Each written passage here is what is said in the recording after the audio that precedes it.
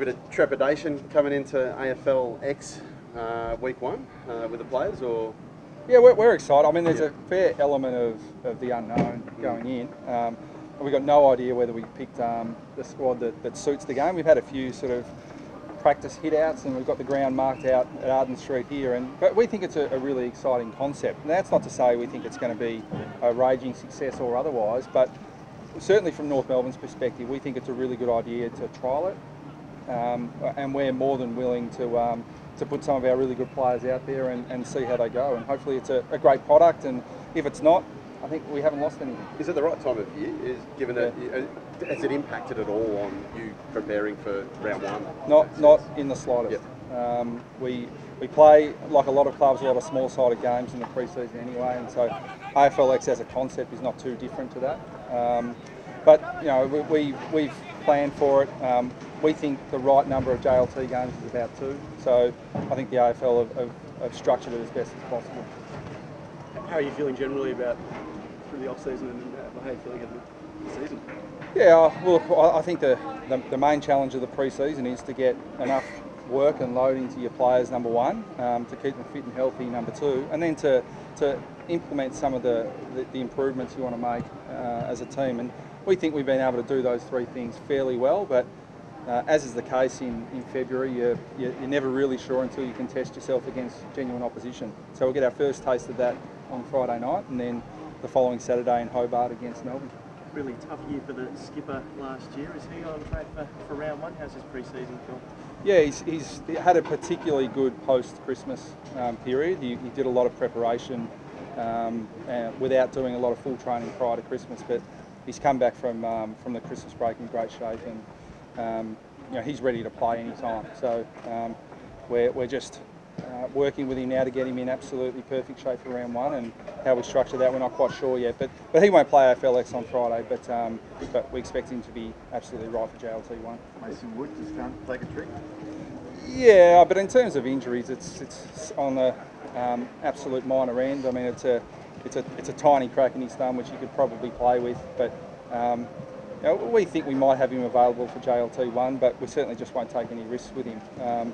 But the positive is, I mean, he's not going to be impacted at all with his training other than taking him out of contact drills. So he's had a really good preparation, and you know, in terms of setbacks, this is as minor as it can get. Declan Mountford on Monday, unfortunate shoulder issue. How serious is that, Brad? Oh, well, it's serious enough. He's ruptured his AC joint, which required surgery yesterday.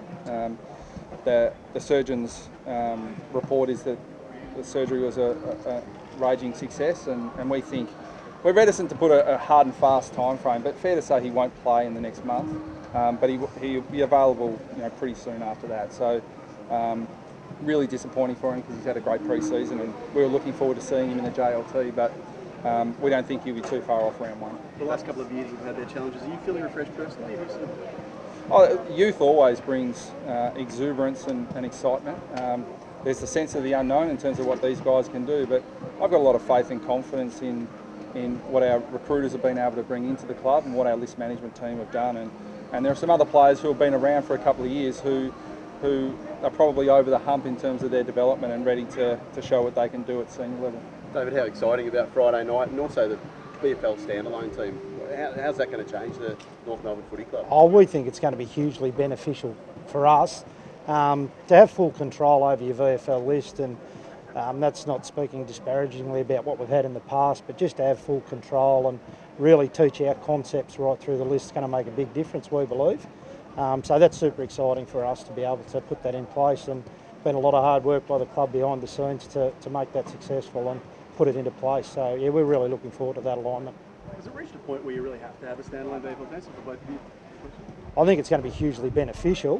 Whether you have to have one or not, you know, probably a point of discussion, but it's going to be really beneficial to us. What's it do for you, Brad, in terms of having a standalone AFL team? We've been fortunate. We've had great relationships with North Ballarat and Werribee, but I mean the overarching concept is that those 2 VFL clubs have their own priorities, and rightly so.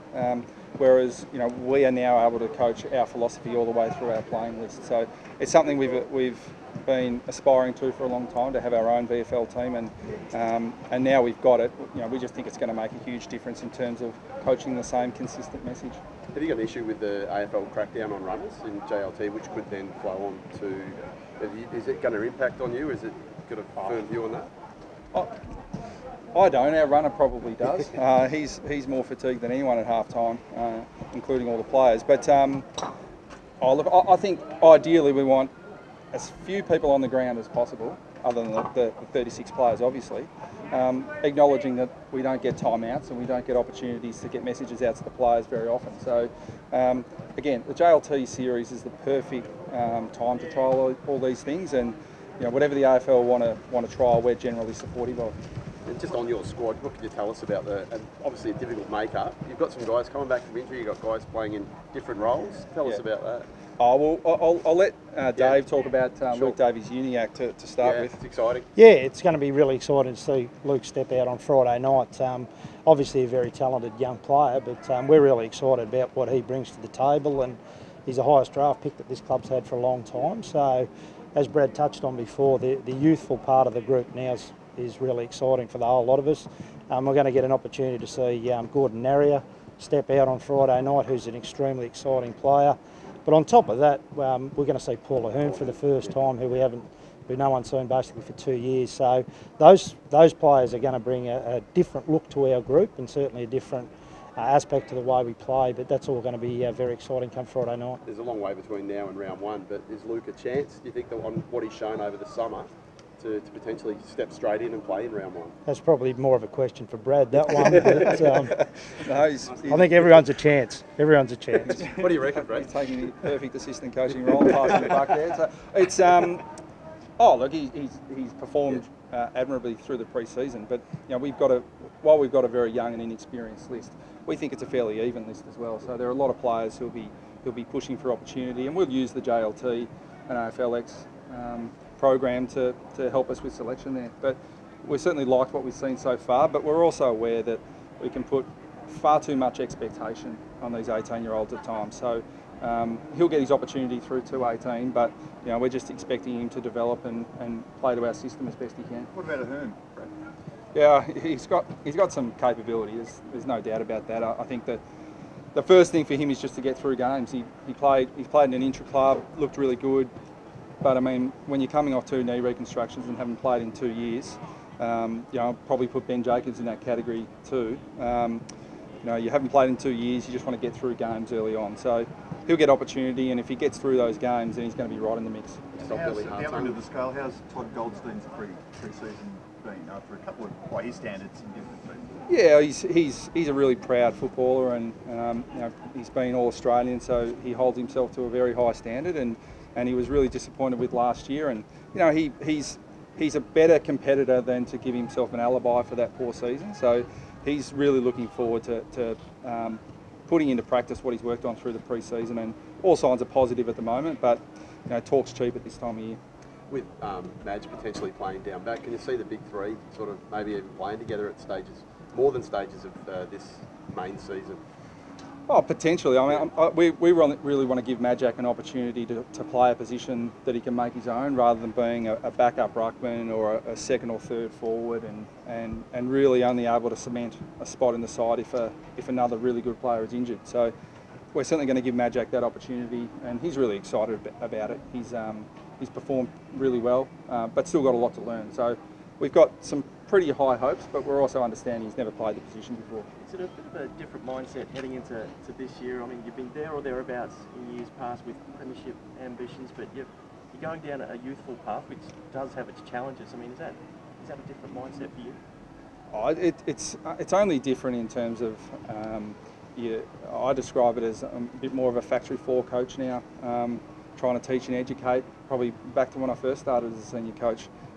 Rather than when you've got senior players and very experienced players, you're looking to them to drive the standards and to really direct the way you want to play. So yeah, we're back on the factory floor, which is where I enjoy it. So and it's really exciting. We've got a great coaching team, and we're going to have our work cut out for us because of that inexperience. But I think North fans will like watching these young guys play.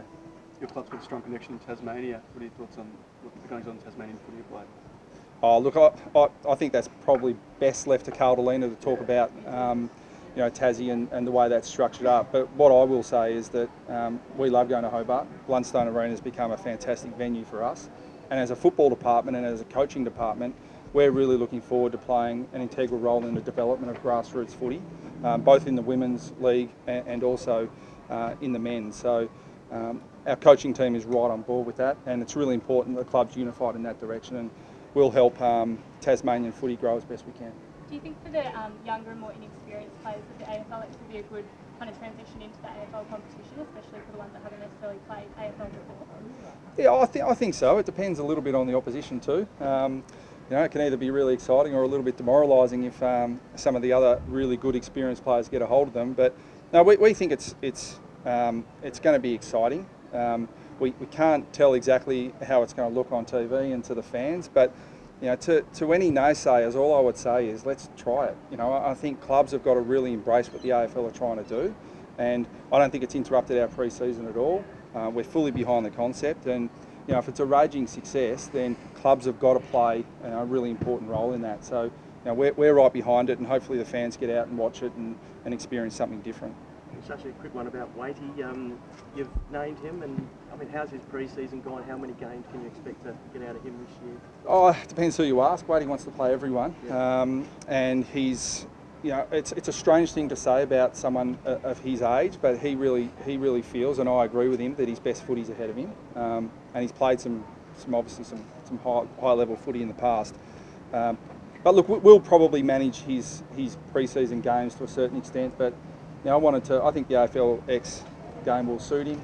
He wants to get out and play, and while he's really enthusiastic, we want to get our best players out there and having a crack at this concept.